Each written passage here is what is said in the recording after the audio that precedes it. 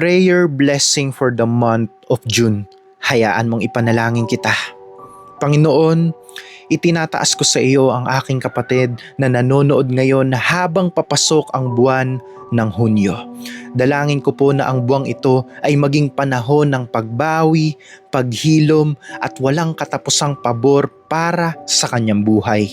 In the name of Jesus, ipagkaloob mo ang mga sagot sa mga panalangin na matagal na niyang iniiyakan sa iyo, Panginoon.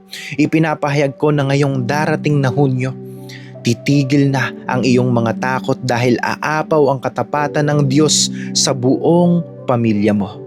Lalakad ka, kapatid, sa tagumpay, makikita mo ang pagbukas ng mga bagong pinto at mararanasan mo ang pinakamalaking milagro na nakalaan para sa iyo. Maraming salamat, Panginoon. Ito po ang aming panalangin sa makapangyarihang pangalan ni Jesus.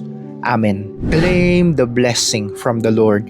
Comment down your prayer requests and share this prayer sa mga mahal mo sa buhay. And always remember, this is all for Jesus.